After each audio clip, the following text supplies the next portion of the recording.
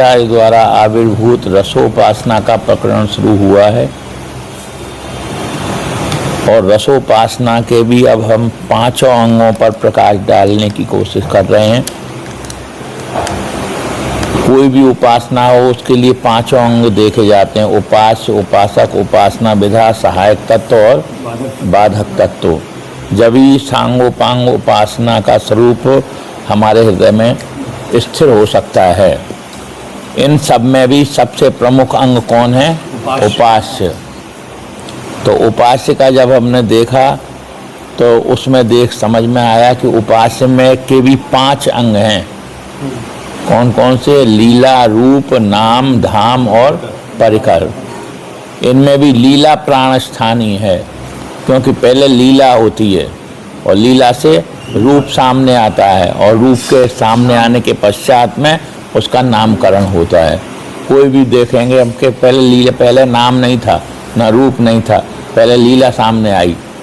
लीला सामने जब आई हमारे सामने तो एक रूप खड़ा हुआ उसका, और रूप खड़ा होने के पश्चात उसका नामकरण हो गया। गोवर्धन धारण पहले लीला हुई, लीला से रूप उनके सामने आया। ठाकुर जी कन्नी गलिया पर गिरिराज उठा रहे हैं तो उनका नाम क्या पड़ गया? गोवर्धन धारी। उसके पहले नाम नहीं था उनका, वो नाम उसके पहले नहीं था, लीला से पहले नहीं था। तो सबसे प्राण स्थानीय तत्व क्या है इसमें? लीला। अब लीला पर हमने कल देखा कि लीला का अर्थ क्या है भक्तों की दृष्टि में और रसिकों की दृष्टि में, ये भी देख चुके। लीला और चरित्र में क्या अंतर है और लीला और नित्य विहार में क्या अंतर है। लीला का तो हमने देखा कि खेल, विनोद, विहार, क्रीड़ा, ये सब लीला के अर्थ हैं, किंतु लीला और चरित्र में अंतर है। वो सच्चरित्र और असत चरित्र भी होते हैं, किंतु लीला असत नहीं होती।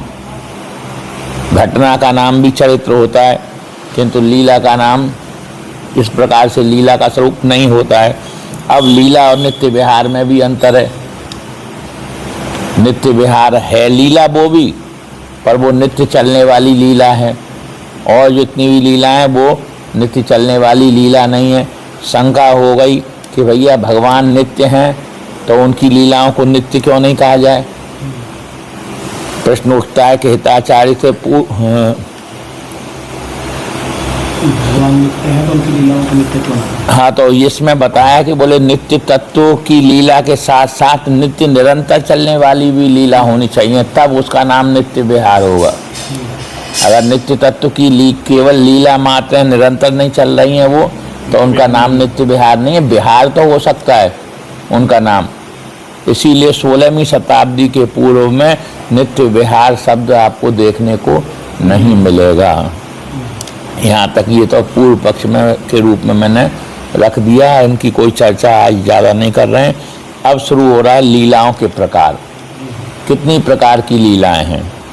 तो लीला बता रहे हैं कि मुख्यतः तो 2 प्रकार की होती हैं।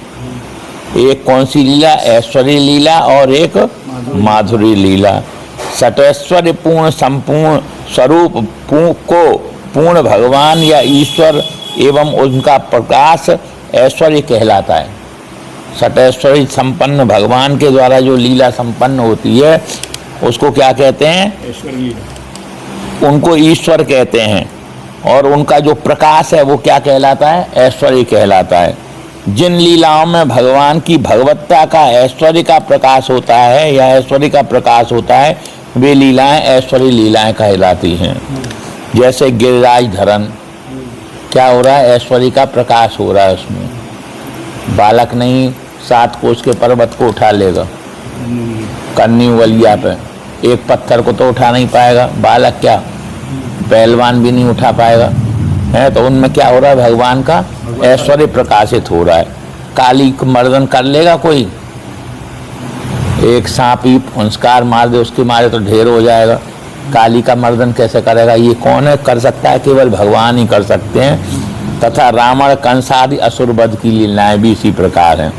संपूर्ण ऐश्वर्य अर्थात भगवत्ता को अपने अधीन और आत्मलीन करने में पूर्ण सक्षम प्रेम के सुमधुर प्रकाश किरण समूह की माधुरी संज्ञा है।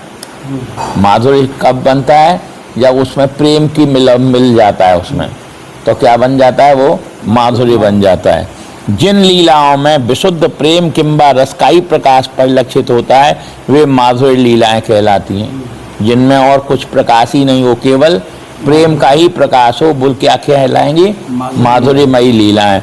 और जिन लीलाओं में ऐश्वर्य और माधुर्य दोनों का दर्शन होता है वे ऐश्वर्य माधुर्य मिश्रित लीलाएं कहलाती हैं। 3 प्रकार हो गए, एक तो ऐश्वर्य लीला, एक ऐश्वर्य माधुर्य मिश्रित लीला और एक विशुद्ध माधुर्य की लीला। जैसे अब ये ऐश्वर्य माधुर्य जो मिश्रित लीला है वो कौन सी हैं? महारास, ऐश्वर्य भी मिला हुआ है और माधुर्य भी मिला हुआ है। माटी खान, जो माटी खा ली थी यशोदा जी ने साटी दिखाई थी, उसमें भी ऐश्वर्य मिला है और माधुर्य मिला है। आदि ब्रज की जो अवतार कालीन लीलाएं, रस की अनुभूति का आधार ऐश्वर्य नहीं माधुर्य ही होता है। रस की अनुभूति कब होगी? माधुर्य में होगी, ऐश्वर्य में नहीं होगी। रस के सूक्ष्म विवेचक रसोपासकों ने इस माधुर्य का लक्षण बताते हुए लिखा है कि जहाँ पर ईश्वरता के प्रकाशक किसी रूप या लीला का आभास मात्र भी न हो, केवल लोकवत लीला हो, उसे ही पूर्ण माधुर्य का स्वरूप या माधुर्य का प्रकाश कहते हैं। ईश्वरता के रूप को जहाँ न कोई भास और केवल लीला लोकवत, सो माधुर्य प्रकाश। चाचा वृंदावन दास जी ने इसी परिभाषा को इन शब्दों में व्यक्त किया है। ब्रह्म ज्ञान जो खोजिए, रूप न रेखा रंग अंग, सुख ऐश्वर्य न पाइए, जहाँ डर तहाँ चित्त भंग। जहाँ डर होगा ऐश्वर्य का, चित्त की जो एक तानता है वो भंग हो जाएगी। कृष्ण कथा माधुर्य बिन नीरस जाति सृष्टि, और कहा रसिक जन गावते बिनु हरि लीला मिष्ट। विशुद्ध माधुर्य लीलाओं में ऐश्वर्य का किंचिताभास भी नहीं होता। यहाँ पर यह बात नितांत अविस्मरणीय है कि इस माधुर्य में उसकी अतिशयता के कारण संपूर्ण ऐश्वर्य उसी प्रकार समाहित रहता है जिस प्रकार सूर्य के प्रचंड प्रकाश में गगन मंडलस्थ चंद्रमा और तारागण छिपे रहते हैं। इसकी चर्चा पहले जब ऐश्वर्य माधुर्य का मूल अधिष्ठान बताया गया था तब विस्तार से की गई है, और ये बताया गया कि बोले ऐश्वर्य उतने अंशों में दबता जाता है, जहाँ जितने अंशों में माधुर्य का प्रकाश होता जाता है उतने अंशों में ऐश्वर्य दबता जाता है। प्रबल बलशाली कौन है? माधुर्य है प्रबल बलशाली। ऐश्वर्य माधुर्य को नहीं दाबता, माधुर्य ऐश्वर्य को दाब देता है। यह एक प्रकट विधान है कि प्रेम की किरण रूप माधुर्य के प्रकाश में ऐश्वर्य छिप जाता है।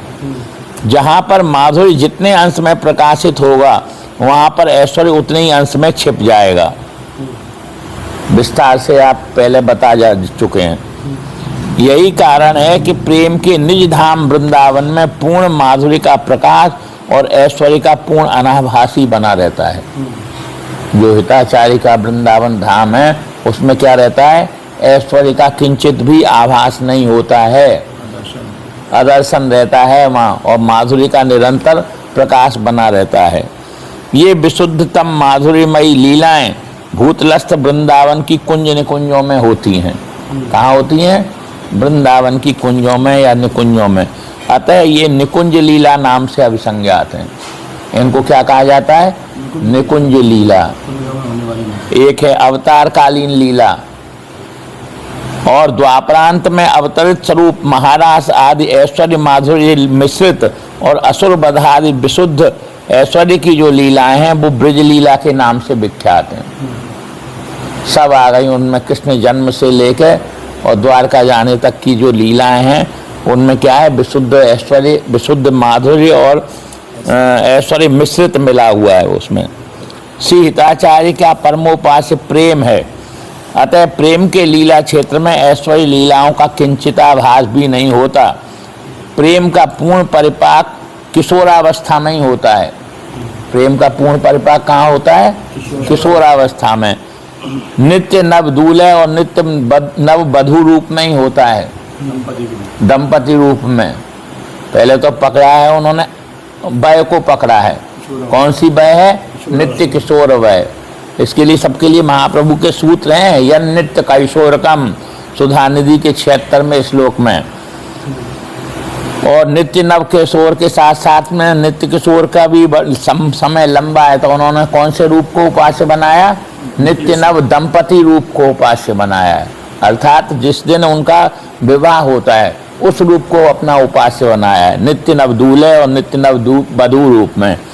यही कारण है कि उसके लीला क्षेत्र में किशोरावस्था के विपरीत न तो बाल, कौमार तथा पौगंड आदि कोई वय ही देखी जाती और न किशोर वय विरोधी किसी अन्य वय की लीलाएं देखी जाती। पूरी चतुरासी जी में आप देख आओ, कहीं पलना का वर्णन है, कहीं ऊखल बंधन का वर्णन है, कहीं गोवर्धन धारण का वर्णन है, कहीं पूतना वध कर रहे हैं ठाकुर जी, नाम नंद नंदन है, किंतु इन लीलाओं को नहीं कर रहे हैं। क्यों? क्योंकि उनकी केवल किशोर वय है, उनकी केवल किशोर वय है। कर रहे हैं तो क्या कर रहे हैं? रास और विलास, और किसी प्रकार की न तो बाल की अवस्था की कोई लीला कर रहे हैं, न पौगंड अवस्था की कोई लीला कर रहे हैं, न कौमार अवस्था की कोई लीला कर रहे हैं। अब निकुंज लीला या रस लीलाएं अपने परमोपास्य के अनंत प्रीति विलासों किंबा रस विनोदों को ही सीताचार्य ने नित्य विहार या अचल विहार की संज्ञा दी है। जो उनके इष्ट जो कीड़ा करता है, उन कीड़ाओं को क्या कहा है उन्होंने, हिंदी महाराज ने? नित्य विहार या अचल विहार। केल, कीड़ा और लीला आदि कहकर प्रकीर्तित किया है, चाहे वो फिर विहार कहो या केली कहो या क्रीड़ा कहो या लीला कहो, ये सब एक अर्थ में है। यहाँ पर एक बात विशेष रूप से कथनी है, वो ये है कि साधारणतया लीला शब्द का प्रयोग केल, कीड़ा और खेल आदि अर्थ में ही किया है, किंतु कुछ स्थलों पर इसका प्रयोग ऐसी विलक्षण विधा से किया है जिससे किसी ऐसे चमत्कार पूर्ण अर्थ, गूढ़ार्थ विशेष की व्यंजना होती है जो कि शब्दों में प्रकट नहीं किया जा सकता। कहीं कहीं ऐसे लीला के ऐसे गूढ़ अर्थ भी दिए हैं कि उनकी विशेष अर्थ की कोई व्यंजना तो हो रही है किंतु अर्थ को बताया नहीं जा सकता। ये महाराज जी का कथन है। सेयम लीला गतिर न विस्मरते राधिकाया लीला पांग तरंगितैरुद्भवन नेकैः सह कोटिः लीला खेलन चातुरी बर्तनो तादृक बचस चातुरी नाना भंग रनंग रंग बिलसल लीला तरंगावली। श्री हिताचार्य ने अपने परमोपास्य की अष्टयामी लीला अथवा कीड़ा का वर्णन करते हुए लिखा है कि प्रेम मूर्ति श्यामा श्याम प्रातः काल उठकर वन विहार करने जाते हैं।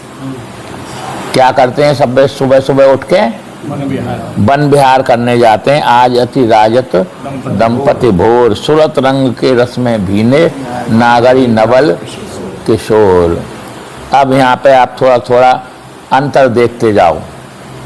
नंद नंदन उठेंगे तो कहाँ जाएंगे भैया? नंद नंदन उठेंगे तो कहाँ जाएंगे? बोलते रहो तो मैं समझूंगा कि समझ में आ रही है। अरे उठाती हैं वो जसोदा मैया उनको, भैया ग्वाल वाल खड़े हैं तुम्हारे, चलो। आप देखिए सूर सागर के पदों को, जसोदा मैया उठा रही हैं उनको कि ग्वाल वाल खड़े हैं, सब गैया रमा रही हैं, उठो।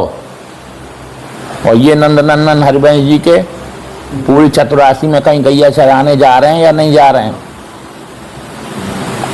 आज अति राजत दंपति भोर हैं सूरत रंग के रस में भीने नागर। और दूसरी बात और है, संग संग ही उठे हैं ये तो।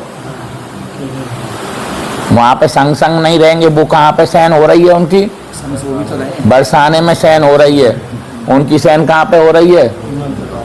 अगर मान लीजिए वधू के रूप में भी उनको देख लिया जाए तो अभी वो सुबह उठ के वन विहार के लिए नहीं जा सकती। वहाँ तो इतनी लोक की मर्यादा है, लोक की इतनी लज्जा है कि वो उनके बगल में ही नहीं खड़ी हो सकती। नंदगाम में कभी जाके दर्शन किए हैं आपने कि नहीं किए हैं? कहाँ पे खड़ी हैं? भैया खड़े हैं दोनों और बगल में नंद बाबा डंडा लिए खड़े हुए हैं। नेक भी अगर लाला ने ऊधम मचाया तो ये हित जी महाराज के कौन से नंद नंदन है भैया, देख लेना जरूर। इस वन भ्रमण काल में वे कभी रास कीड़ा अब लो रास क्रीड़ा कब हो गई? सुबह ही। इस वन भ्रमण काल में वे कभी रास क्रीड़ा। अब देखिए कहीं श्रीमद् भागवत के अनुसार आपने सुबह की रासलीला, और नाम नंद नंदनी है। आज बन राजा जुगल किशोर नंद नंदन वृषभान नंदनी उठे उन्हीं दे भोर। ये कौन से नंद नंदन है भैया? सुबह उठते ही रास क्रीड़ा कर रहे हैं। कभी गेंद कीड़ा, कभी सुरत कीड़ा और कभी जल कीड़ा करते हैं। रसिक रास जहाँ खेलत श्यामा श्याम किशोर, उवै बाँव पै रंजित उठे उन्हीं दे भोर। और केवल सुबह ही रास नहीं करते हैं, मध्याह्न काल में भी रास करते हैं। आज बन्नी को रास बनायो, युवतिन मंडल मध्य श्याम घन सारंग राग जमायो।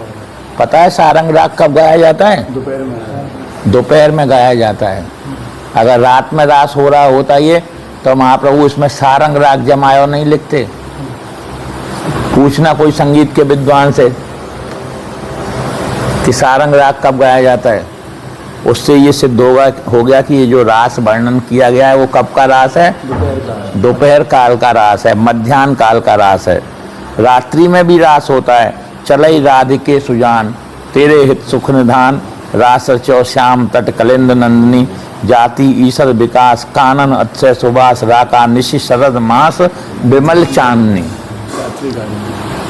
तो कभी रास कीड़ा कर रहे हैं, कभी गेंद कीड़ा कर रहे हैं, अन्योन्य क्षेपण निचय प्राप्त संगोपनाद्य क्रीड़ा जिया रसिक मिथुनम क्लप्त केली कदम्बम। कभी सुरत कीड़ा कर रहे हैं, बन की कुंजन कुंजन डोलन, प्रातकाल रजनी सब जागे सूचत सुख लोलन, रति विपरीत चुम्बन परिरमन चिबुक चारु टकटोलन। कबों श्रमित किसले सज्जा पर, उठे हैं अभी सैया से और फिर सैया की बिहार फिर शुरू हो गया। कबों श्रमित किसले सज्जा पर मुख अंचल झकझोरन। ऐसा करते हैं क्या नंद नंदन? कहीं पर मधु ऋतु की बासंती कीड़ा, कहीं पर क्या करते हैं? बसंत की कीड़ा करने लगते हैं। मधु ऋतु वृंदावन आनंद नथोर।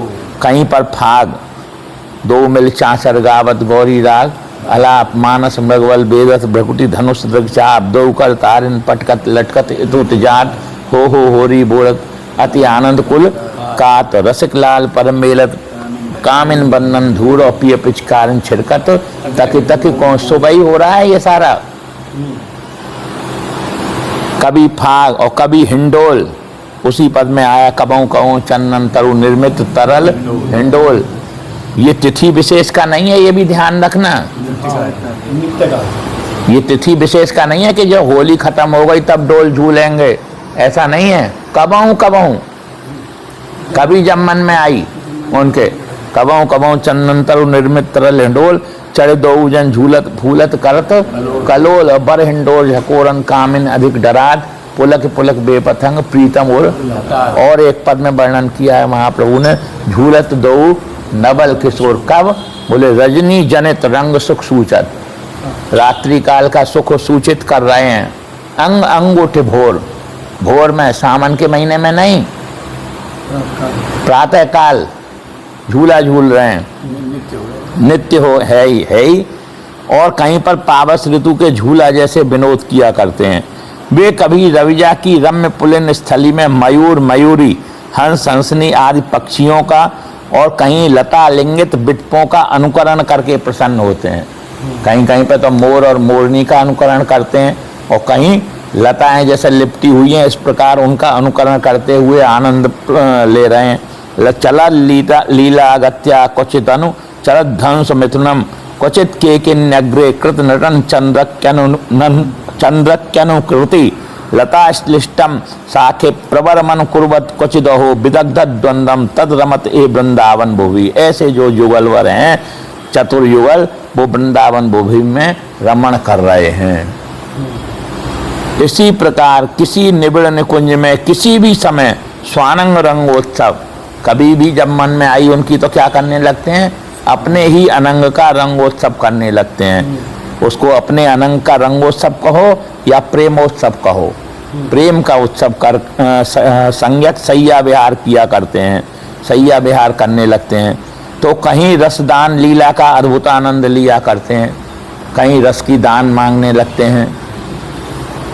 अब शुरू हो गया रसदान लीला और ब्रजदान लीला का पार्थक्य।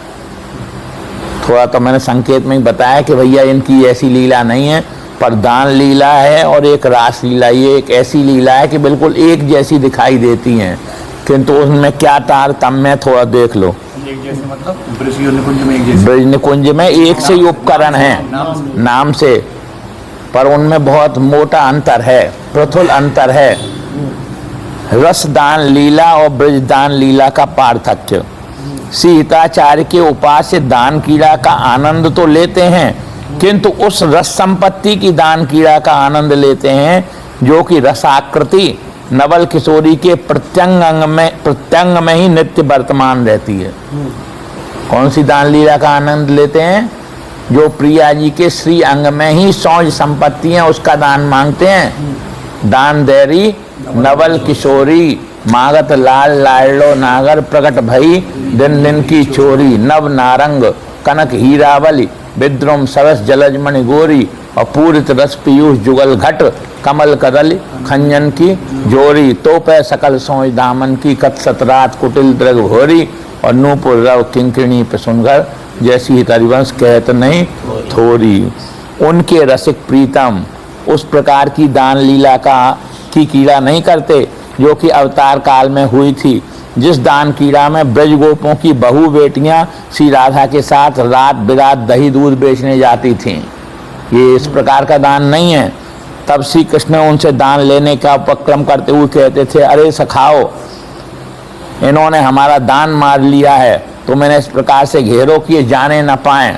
और गोपियां हरि की इस बुरी प्रकृति की छिया छिया छी छी कहकर भर्त्सना किया करती थी। ये इस प्रकार की दान लीला नहीं करते हैं। नाम तो दान लीला ही है, किंतु ये दान लीला अलग प्रकार की है, और जो ब्रज में होने वाली दान लीला है वो अलग प्रकार की है।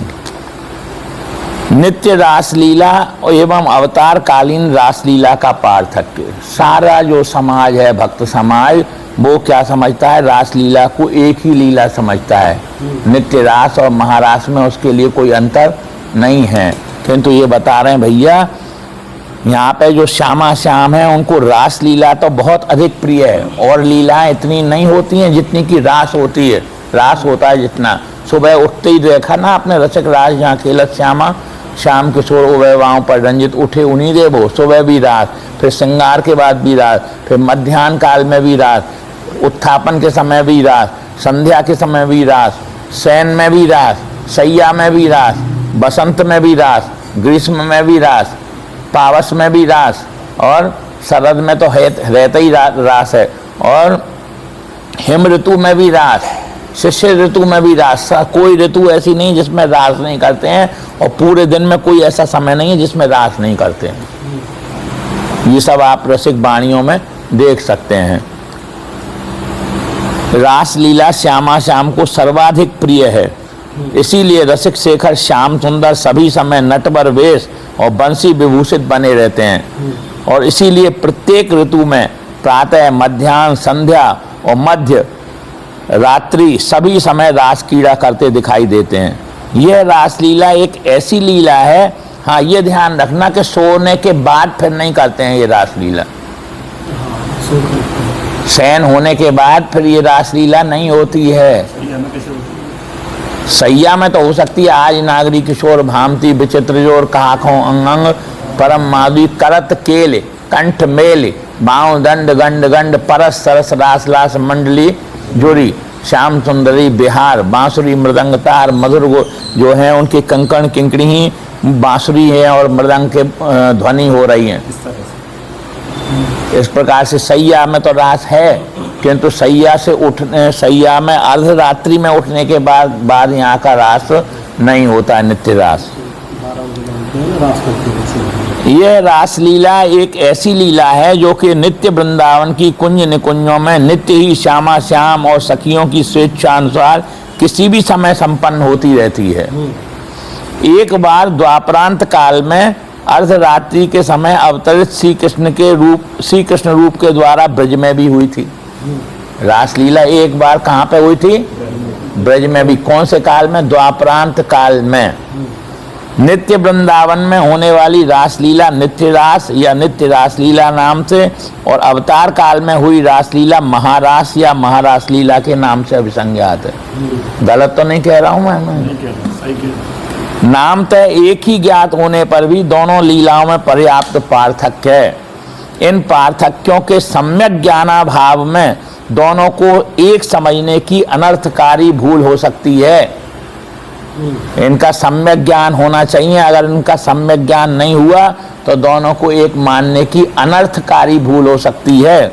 अतः इन पार्थक्यों से सर्वसाधारण को अवगत कराने के लिए आज उनके एक एक अंग पर प्रकाश डालेंगे। रासलीला के उपकरण कौन कौन से हैं पहले ये देखा जाए।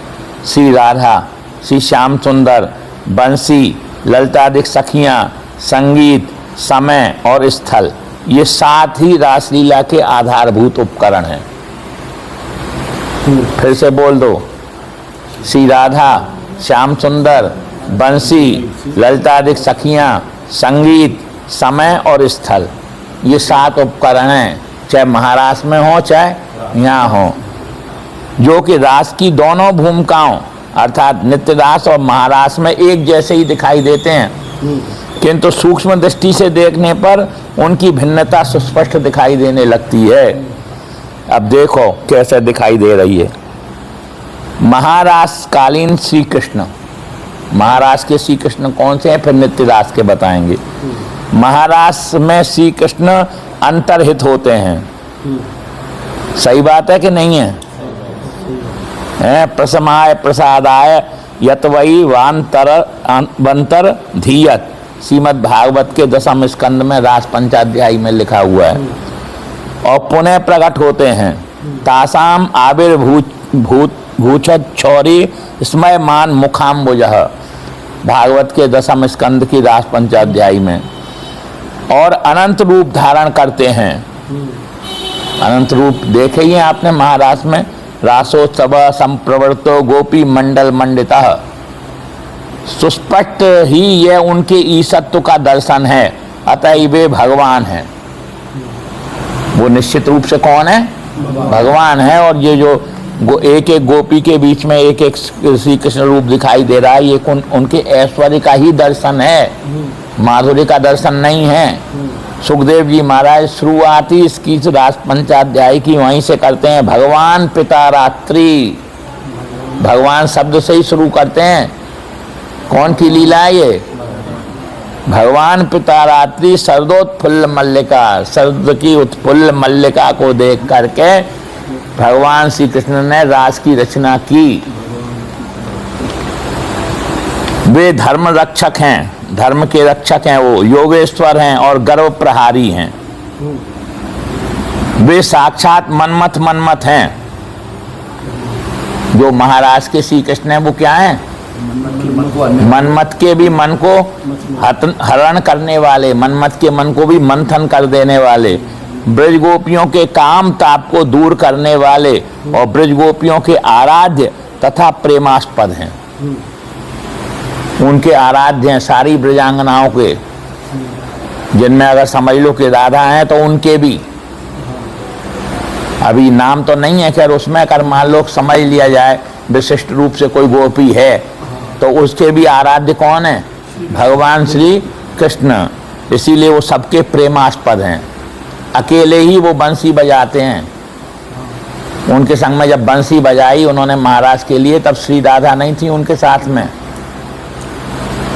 श्री राधा तो सब गोपियां तो आई हैं उनका बंसी नाद सुन करके।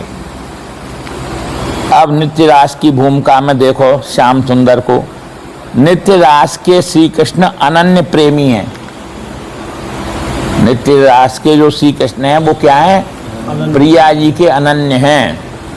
ये अलिप्रिया बदन अम्बुज रस अटके, इनको गोपियों के संग आनंद नहीं आता है। इनको तो निकट नवीन कोटि कामिन कुल धीरज मनय न आने।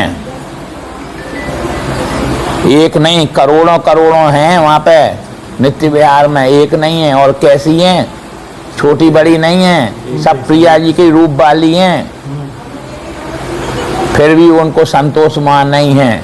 ये अली प्रिया बदन अम्बुजरस अटके अनंत न जात। और इसीलिए महाप्रभु ने उनके टीका लगाया है कि प्रीत की रीति रंगीलोई जाने। अतः वे अपने लोक चूड़ामणित्व को भुलाकर सदा दीन ही बने रहते हैं। वहाँ पे वो क्या बने रहते हैं? वहाँ पे ऐश्वर्य का प्रकाश नहीं करते हैं, जैसा यहाँ हो रहा है ऐश्वर्य का प्रकाश। नाम तो श्याम सुंदर है, नाम नंद नंदनी है, किंतु वहाँ पे ऐश्वर्य का प्रकाश नहीं करते हैं। यद्यपि सकल लोक चूड़ामणि दीन अपन को मान है, कभी भी उनकी दीनता भंग होती नहीं है किसी भी प्रकार से। देखा है कहीं? चतुरासी आपके सामने है, रोज पाठ करते हो, यही प्रमाण है। इसके लिए और कोई प्रमाण नहीं है। एक तरफ श्रीमद् भागवत प्रमाण है और एक तरफ श्रीमद् महाप्रभुपाद की वाणी प्रमाण है। इस तथ्य को यूं भी कहा जा सकता है कि उनमें कभी ईश्वरता का आभास नहीं देखा जाता। वे श्री राधा पर्वत, श्री राधा मुख कमल के अनन्य भ्रमर हैं और श्री राधा सुख सुखी अनन्य भक्त हैं। उनके सुख में ही सुखी हैं, उनके ही तदाधीन हैं और उनके ही अनन्य हैं। वे ऐसी मदन घन की पीड़ से पीड़ित हैं जो कि एकमात्र श्री राधा के द्वारा ही दूर होती है। कौन सी पीड़ा? अब वो तो लिख रहा है कि मनमत का करने वाले हैं, और ये क्या है? ये बोले ये तो पीड़ा से पीड़ित हैं। कंदर्प कोट सर मूर्छित नंद सोनू। कंदर्प के करोड़ों करोड़ों जो बाण निकल रहे हैं उनसे तो इनके जर्जरांग हो गए हैं ये। तो ये कौन से नंद नंदन है भैया? वो भी भागवत के जो प्रवक्ता हैं उनको भी कहने में, उनको अपना बनाने में संकोच होगा। कंदर्प कोट सर मूर्छित, वो मूर्छित नहीं है, वो तो काम को मार रहे हैं। और ये समझ में आए तब हाँ करना, बिना समझे मत करना। कंदर्प कोट सर मूर्छित नंद सोनू। मेरे जो नंद सोनू है वो कैसे हैं भैया? कंदर्प के बाणों से मूर्छित हो रहे हैं वो। और उनको दूर कौन करता है उस पीड़ा को? जैसी हितरिवंश मगन मन श्यामा हरत मदन घन पीर री सजनी। श्यामा दूर करती हैं उसको। कई जगह महाप्रभु ने लिखा है, लटकत फिरत युवती रस फूली लता होन में सकल पिय संग सुरत हिंडोरे झूली। यद्यपि अति अनुराग रसा सब पान दिवस नायन गति भूली। आलस बंत न अति व्याकुल कछु उपजत मरगई माल शिथिल कटिबंधन चित्तित कज्जल पीक दुकूली। और जैसी हितरिवंश मदन सर जर्जर। मदन के सर माने बाणों से उनके अंग कैसे हो रहे हैं? जर्जरांग। जैसी हितरिवंश मदन सर जर्जर और बितकित श्याम सजीवन मूली। उनके लिए सजीवन मूली कौन है? प्रिया जी। जैसी हितरिवंश मदन सर जर्जर बितकित श्याम। और ये तो कामदेव को देखते ही परास्त कर देते हैं महाराज। वो बेचारे बैठे हुए हैं, वो हैं। अगर अच्छे लगे हरिवंश जी के तब आना हरिवंश जी के पास में। लेकिन वो काम तो अलग है। अब वो बात तो अलग है फिर, पर बता रहे हैं कि वो ऐसा स्वीकार कर ही नहीं सकेंगे।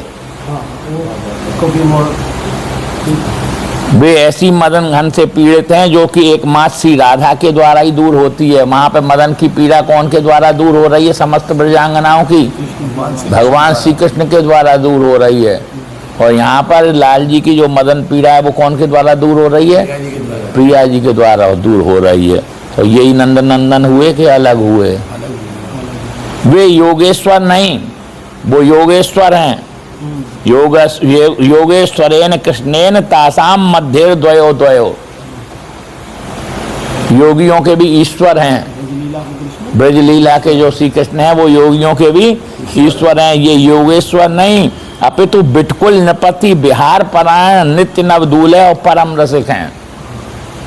बिट तो बहुत खराब होता है, बिट कहते हैं चटोरे को। इनको कहा है महाप्रभु ने, बोले बिटकुल नृपति। बिटकुल के भी मूर्धन्य हैं। पर कौन से बिट हैं? श्री राधा निज बिटेंद्र सहाल पंथी। श्री राधा के ही निज बिटेंद्र हैं वो, और किसी के लंपट नहीं हैं। श्री राधा निज बिटेंद्र सहाल पंथी, श्री राधा के ही अनन्य बिटप हैं वो, योगेश्वर नहीं है। योगेश्वर जो होगा वो बिटकुल्यपति नहीं होगा, जो बिटकुल्यपति है वो योगेश्वर नहीं होगा।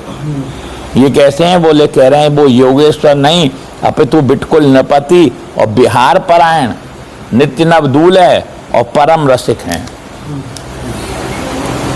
ये सब आप देख लेना, नीचे उदाहरण दिए हुए हैं।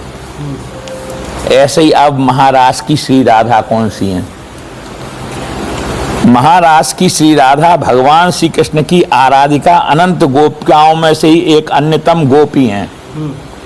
महाराष्ट्र की जो श्री राधा है वो क्या है? वो जैसे अनंत गोपी जन है उनकी में ही एक अन्यतम माने विशिष्ट गोपी हैं, किंतु वे हरि का सबसे अधिक आराधन करने के कारण सर्वश्रेष्ठ अन्यतम आराधिका हैं। उन्होंने हरि का विशेष रूप से आराधन किया, इसीलिए उनको क्या संज्ञा दी गई है? बोले अन्यतम आराधिका हैं। अनयाराधितो नूनम भगवान हरिरीश्वर। सुस्पष्ट है कि वह श्री कृष्ण की प्रेमास्पदा नहीं, उनकी प्रेमिका है। प्रेमास्पद अलग होता है और प्रेमिका अलग होती, प्रेमी अलग होता है। प्रेमास्पद माने जिसको प्रेम किया जाता है और प्रेमी माने जो प्रेम करता है। तो वहां पर राधा प्रेम कर रही हैं और प्रेमास्पद कौन है? किसको प्रेम कर रही है? भगवान श्री कृष्ण को। वह श्री राधा अन्य काम तप्ता गोपियों की भांति ही श्री कृष्ण से दास्य करने की प्रार्थना करती हैं। पुरुष भूषण देहि दास्यम, हे पुरुष भूषण तुम मुझे अपना दास्य प्रदान करो, ये प्रार्थना करती हैं महाराज की श्री राधा भी। सौभाग्य मद होने पर वे कृष्ण के द्वारा परित्यक्ता होती हैं। जब गर्भ हो जाता है तो उस जैसे अन्य गोपियों को छोड़ के चले गए थे ठाकुर जी, ऐसी उनको भी छोड़ के चले गए थे और वे विरह विदग्धा भी होती हैं, इसीलिए वो विरह में डूब जाती हैं। और क्या कहती हैं? हा नाथ रमण पृष्ठ क्वास क्वास महाभुज, कहती हैं हे नाथ तुम कहाँ हो, हे नाथ तुम कहाँ हो। इस प्रकार से विरह व्यथित भी होती हैं। वे श्री राधा ललितादिकों से संसेविता नहीं, प्रत्युत उन जैसी ही कृष्ण बल्लभा हैं। ललितादिकों की स्वामिनी नहीं है वो, ये वाली ब्रजवाली। अभी तो महाराष्ट्र की श्री राधा को बता रहे हैं, उन जैसी हैं, संग की हैं वो, उनकी स्वामिनी नहीं है वो। इसीलिए सूरदास जी को कहना पड़ा, सूरदास की स्वामिन प्रगति भक्तन की सिरमौर। स्वामिनी तो नाम दे दिया पर कौन है वो? भगवान नहीं है वो। सूरदास की स्वामिन प्रगति भक्तन की, भक्तों में मूर्धन्य है वो। वे श्री राधा ललितादिकों से संसेविता नहीं, प्रत्युत उन जैसी कृष्ण वल्लभा हैं। इसी कारण श्री कृष्ण चरण चिन्ह के साथ इनके चरण चिन्ह देखकर गोपियों के चित्त में क्षोभ हुआ था। ये कौन सी है? इसने कैसे आराधन किया भैया? अगर स्वामिनी होती तो थोड़ी क्षोभ होता उनके मन में। गलत हो तो महाराज जी टोक देना, मुझे बता देना अगर गलत हो तो। वह श्री राधा महाराज पूर्ण होने के पश्चात अन्य गोपियों की भांति अपने अपने घर चली जाती हैं। जब महाराज पूरा हो जाता है तो सब गोपियां जैसे घर चली जाती हैं अपने अपने, वैसे वो भी चली जाती हैं। अब नित्य रास की श्री राधा पे आ जाओ। नित्य रास में श्री राधा श्री कृष्ण की परमाराध्या प्रेमास्पदा हैं। यहाँ पे तो परमाराध्या हैं।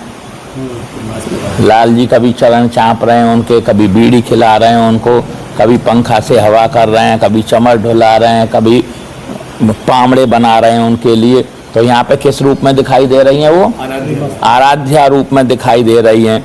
वे रस की वर्षा करके श्री कृष्ण को भी तुष्ट करने वाली हैं। क्या करती हैं वो? रास में या कोई भी लीला में क्या करती हैं?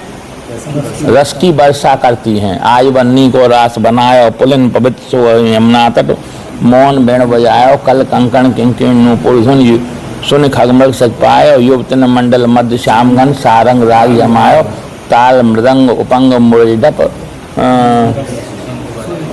सिंधु बढ़ायो, अभिनय निपुण लटक लटलोचन भकुटी अनंग नचायो, ताता थी धक नौतन गति पति ब्रजराज रिझायो, सकल उदार निपट चूड़ामणि सुख बारिद बरसायो। जो सबकी चूड़ामणि प्रिया जी हैं, उन्होंने क्या किया, सुख का बारिद वर्षा कर दी उन्होंने। तो ये क्या है, रस की वर्षा करके श्री कृष्ण को भी तुष्ट करने वाली हैं। सकल उदार नृपति चूड़ामणि हैं, सकल उदार नृपति चूड़ामणि हैं। वे भ्रकुटी के से काम को नचाने वाली हैं। अभिनय निपुण लटक लट लोचन भ्रकुटी अनंग नचायो, केवल भ्रकुटी मात्र से ही अनंग को नचाने वाली हैं। और श्री कृष्ण के काम संताप को दूर करने वाली हैं या हरण करने वाली हैं। जैसी त्रिवंश मगन मन श्यामा हरत मदन घन पीर री सजनी। और वो श्री राधा ललित विशाखादि समस्त दासियों की स्वामिनी हैं। जैसी त्रिवंश निकट दासी जन लोचन चषक, वो सब उनकी दासियां हैं। वो उनको प्रेरणा देती हैं रास में जाने के लिए, कहती हैं उनसे चले ही राधिके सुजान। और इनसे कोई, राधा से कोई जो अन्य गोपी है वो कहते नहीं है रास में चलने के लिए, वो तो अलक्षित उद्यमा जाती हैं, छिप के जाती हैं उनसे, वो देख नहीं ले कहीं हमको। तो भैया इस तरह से ना तो महाराज के श्याम सुंदर हैं हितजी महाराज के उपास्य, ना महाराज की श्री राधा उनकी उपास्य हैं। आगे की चर्चा फिर कल करेंगे, क्योंकि ये बड़ा प्रसंग है। महाराज में बंसी, संगीत, ललितादिक सखियाँ, सातों चीज़ों की चर्चा होगी। तो जल्दी जल्दी करने से कोई फायदा नहीं है। श्री राधा वल्लभ।